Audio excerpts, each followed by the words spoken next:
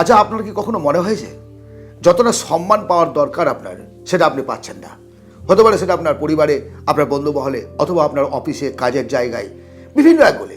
যে পরিমাণে আপনি নিজেকে সমর্পণ করে কাজ করছেন, যে পরিমাণে আপনি ত্যাগ স্বীকার করছেন, যে পরিমাণে আপনার ভালোবাসা এবং প্রশংসা পাওয়া দরকার, তার ন্যূনতম অংশ আপনি পাচ্ছেন না।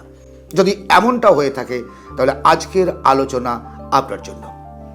একটা কথা প্রথমেই বলে রাখি, ভয় দেখিয়ে কখনো কারো কাছ থেকে আপনি সম্মান আদায় করতে পারবেন না।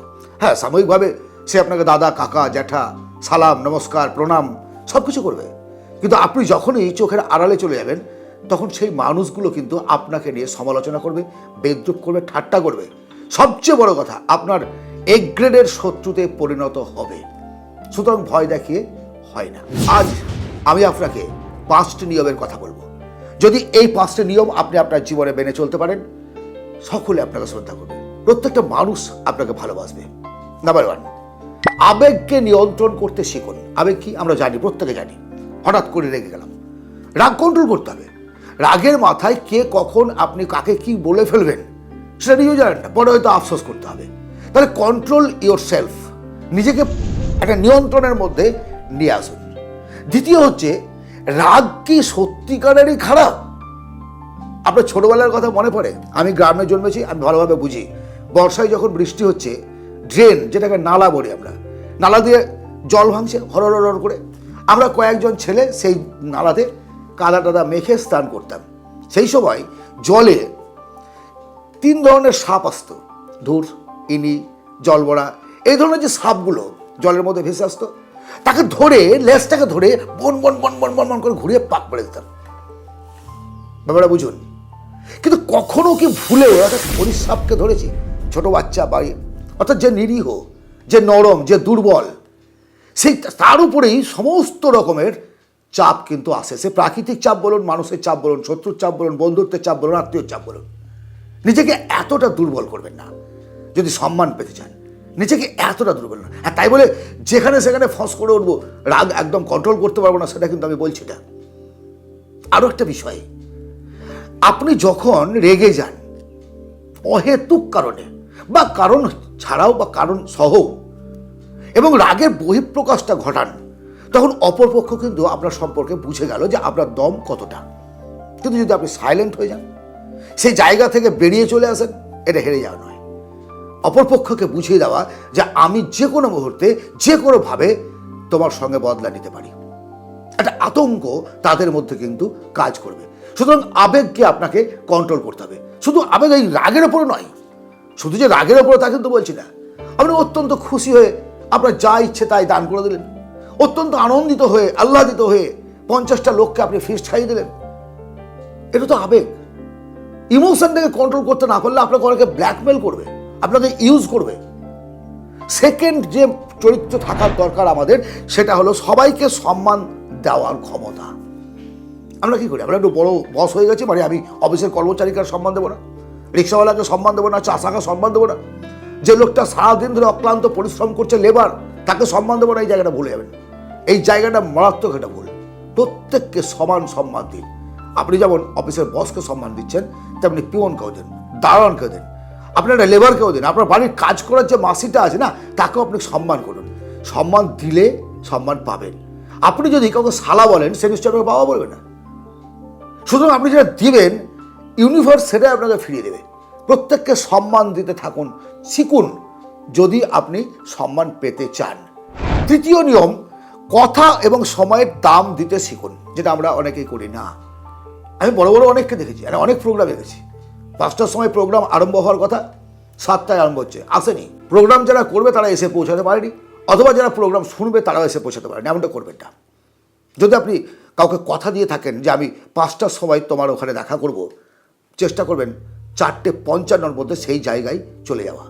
আপনি যখন একটা নিয়মের মধ্যে নিজেকে বেঁধে ফেলবেন, অর্থাৎ আপনি সময়ের মূল্য দিতে শিখবেন এবং আপনার কথার দাম রাখতে শিখবেন, তখন দেখবেন প্রত্যেকটা মানুষ আপনাকে শ্রদ্ধা করবে, আপনাকে ভালোবাসবে।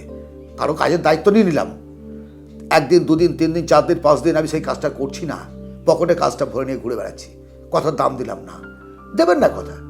আপনার যদি ব্যস্ততা থাকে আপনি বলবেন আমার দ্বারা হবে না, এটাই হচ্ছে 4 নম্বর নিয়ম, না বলতে শিখুন, যেটা আমরা বলি না। লোকে কি বলবে, লোকে কি ভাববে, লোকে কি খারাপ ভাববে, এই করে আমি পারবো না জেনেও, আমার সময়ের গুরুত্বপূর্ণ আমার সময়ের কাজ আছে জেনেও আমি কিন্তু হ্যাঁ বলে দিলাম। তাতে আপনি ভাবলেন যে সে খুশি হলো না, আপনি একটা স্টেপনির মতো ব্যবহৃত হচ্ছেন। আপনাকে অন্যরা ভাববে যে আপনি অকর্মার, ঠিকই আপনার কোনো কাজ নেই, আপনাকে ডাকলেই পাওয়া যায়। এই কারণেই আপনার গুরুত্বপূর্ণ কাজ যখন আছে, কাজ ছেড়ে দিয়ে আপনি কখনো কারো কথাই হ্যাঁ বলবেন না। কোথাও হ্যাঁ, এবার কেউ বিপদে পড়েছে, আপনি যাবেন না? নিশ্চয়ই যাবেন, তাকে যেতে হবে, তাকে উদ্ধার করতে পারে। মানুষ, হিউম্যানিটি এটাই যে মানুষের বিপদে পাশে দাঁড়াতে হবে। কিন্তু কারোর সঙ্গে ঘুরতে যাওয়া, চা খেতে যাওয়া, আড্ডা মারতে যাওয়া, গল্প করতে যাওয়া, বা তার কোনো একটা কাজ আছে যেটা সে নিজে করতে পারবে, নিজে বাড়িতে বসে থেকে আপনাকে হুকুম করছে, সেই জায়গাগুলোতে আপনাকে কিন্তু না বলতে হবে এবং একটা নিজের সীমানা তৈরি করতে হবে। নিজের সীমানা, আপনি কার সঙ্গে মিশছেন, কার সঙ্গে গল্প করছেন, কার সঙ্গে উঠছেন, সেটা কিন্তু একটা গুরুত্বপূর্ণ বিষয়।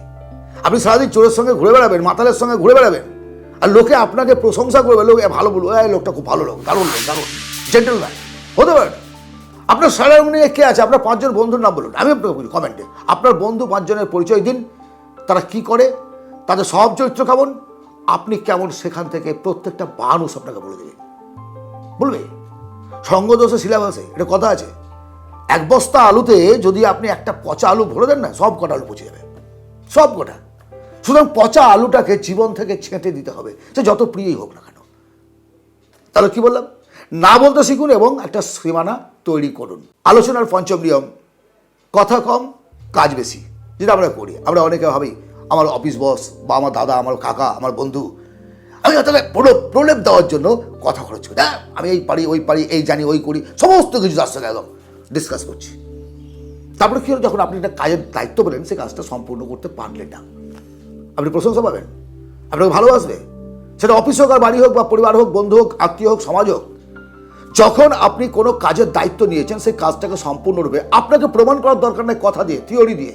Life is not a philosophy যে এখানে শুধু সংজ্ঞা চলবে, প্র্যাকটিক্যাল, বি প্র্যাকটিক্যাল। আপনি নিজেকে প্রমাণ করার জন্য, নিজের সম্মান আদায় করার জন্য কাজে প্রমাণ দিন, কথায় নয়।